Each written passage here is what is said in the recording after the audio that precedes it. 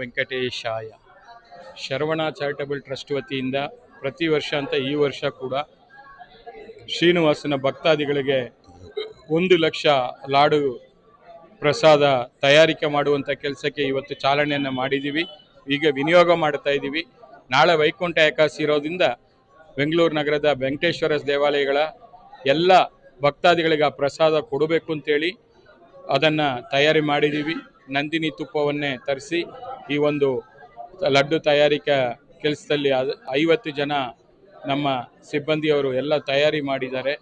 ಒಳ್ಳೆ ಶುಚಿ ಮತ್ತು ಗುಣಮಟ್ಟವನ್ನು ಕೊಡಬೇಕು ಅಂತೇಳಿ, ತಿರುಪತಿ ಟೇಸ್ಟನ್ನೇ ಕೊಡಬೇಕು ಅಂತೇಳಿ ಅದನ್ನು ತಯಾರಿ ಮಾಡಿದ್ದೀವಿ. ಆ ಸ್ವಾಮಿ ಇವತ್ತೇನು ವಿನಿಯೋಗ ಮಾಡೋಕ್ಕೆ ನಾನು ಎಲ್ಲ ತಯಾರಿ ಮಾಡಿ ಈಗ ತಿರುಪತಿಗೆ ಹೊರಟಿದ್ದೀನಿ.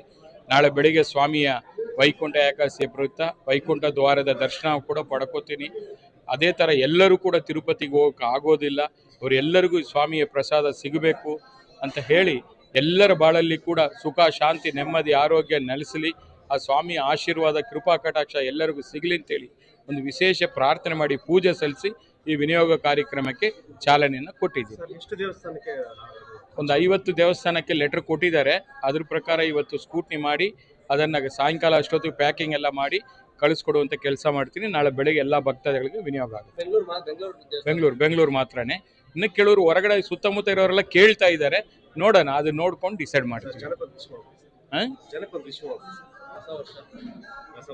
ವೈಕುಂಠ ಏಕಾದಶಿಯ ಶುಭಾಶಯಗಳು. ಈ ನಾಡಿನ ಸಮಸ್ತ ಮಹಾಜನತೆಗೆ ಹೊಸ ವರ್ಷದ ಹಾರ್ದಿಕ ಶುಭಾಶಯಗಳು.